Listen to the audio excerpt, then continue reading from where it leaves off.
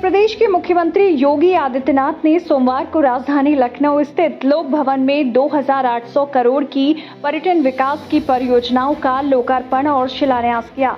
इस मौके पर उप मुख्यमंत्री ब्रजेश पाठक, पर्यटन मंत्री जयवीर सिंह समेत कई पदाधिकारी मौजूद रहे। पर्यटन विकास की परियोजना का लोकार्पण और शिलान्यास करने के बाद सीएम योगी ने कहा कि अब उत्तर प्रदेश उपद्रव की नहीं बल्कि उत्सव की भूमि के रूप में अपनी पहचान बना चुका है। डबल इंजन की सरकार ने अराजकता की इस भूमि को आस्था की भूमि में बदल दिया है और आज उत्तर प्रदेश हर क्षेत्र में आगे बढ़ रहा है। इसके अलावा उन्होंने कहा कि धार्मिक पर्यटन ही नहीं बल्कि इको पर्यटन के साथ एडवेंचर पर्यटन को भी आगे बढ़ाया जा रहा है और जल्द ही लखनऊ के कुकरेल में नाइट सफारी की सुविधा भी पर्यटकों को उपलब्ध हो जाएगी। साथ ही अगले साल प्रयागराज में होने वाले महाकुंभ की तैयारी अभी से शुरू कर दी गई है। इस बार महाकुंभ को और बेहतर तरीके से आयोजित किया जाएगा। आपको एक नया उत्तर प्रदेश देखने को मिलता होगा और ये पर्यटन के माध्यम से हम केवल एक स्थल विशेष का किसी धार्मिक या किसी हेरिटेज या किसी इको टूरिज्म से जुड़े हुए, किसी एडवेंचर टूरिज्म से जुड़े हुए किसी स्थल विशेष का विकास नहीं करा रहे हैं, बल्कि इसके माध्यम से वहां के समग्र विकास की, उसके इकोसिस्टम की, वहां के एम्प्लॉयमेंट की, एक पूरे सिस्टम को एक गति भी देने का कार्य कर रहे हैं। और यही कारण है कि जब सरकार की नीयत साफ होती है और सरकार की गति में एक तीव्रता होती है, एक स्पीड होती है, तो उसके परिणाम भी उसी रूप में हम सबको देखने को मिलते हैं। प्रदेश के अंदर सुरक्षा और कानून व्यवस्था की बेहतर स्थिति का परिणाम जहां उत्तर प्रदेश के परसेप्शन के लिए गया, वही सरकार की नियत और सरकार के द्वारा समयबद्ध तरीके से ले गए फैसले आज डबल इंजन सरकार का लाभ प्रदेशवासियों को कैसे प्राप्त हो रहा है। काशी में काशी विश्वनाथ धाम, अयोध्या में अयोध्या धाम, नेमिस में नेमिस तीर्थ फिर से पुनर्जीवित हो गया। विंध्यवासिनी कॉरिडोर एक नए रूप में है।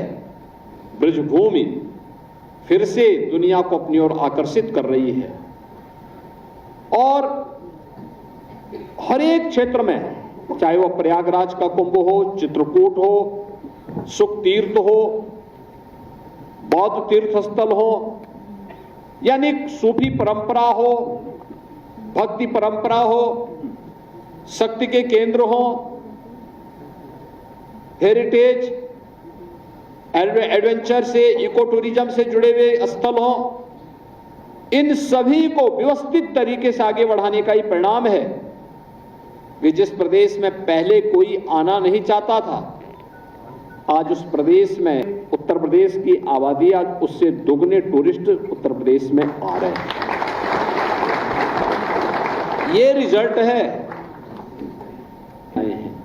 लोग आना चाहते हैं, दुनिया आना चाहती है, दुनिया देखना चाहती है। जिस युक्ति के बारे में ये था कि भाई वहां जाएंगे उपद्रव हो जाएंगे, आज उपद्रव नहीं, उत्तर प्रदेश ने अपने आप को साबित किया है। उत्सव की भूमि है, उत्सव की भूमि।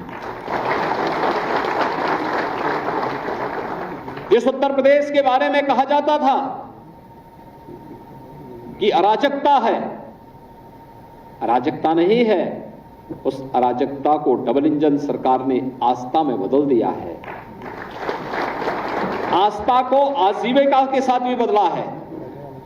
जिस उत्तर प्रदेश को कहा जाता था कि देश के विकास में ब्रेकर है, अब वो ब्रेकर नहीं है। देश के विकास का ब्रेक थ्रू का काम तो देश की इकोनॉमी के लिए कर ही रहा है, लेकिन साथ साथ संस्कृति के साथ साथ समृद्धि का प्रतीक भी बना हुआ है।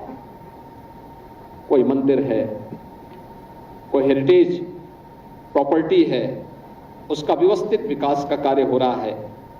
कहीं पे इको टूरिज्म की किसी साइट को डेवलप करने का कार्य हो रहा है। कहीं एडवेंचर से जुड़ा हुआ कोई स्पॉट है, उसको डेवलप करने और वहां तक पहुंच मार्ग के निर्माण के लिए कार्य किया जा रहा है। अलग अलग प्रकार के कार्यक्रमों को लेकर के ये सारी चीजें आगे बढ़ रही हैं। हम जब किसी धार्मिक स्थल को विकास करते हैं या किसी हेरिटेज प्रॉपर्टी को संरक्षित करने का कार्य करते हैं, तो इसके साथ हम अपने अतीत को भी संरक्षित करते हैं।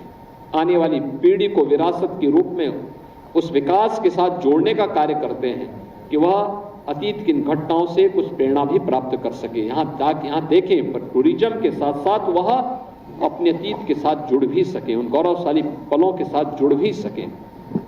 आज दुनिया अयोध्या या काशी क्यों आती है? इसी अपने अतीत को जोड़ने के लिए आती है, देखने के लिए आती है।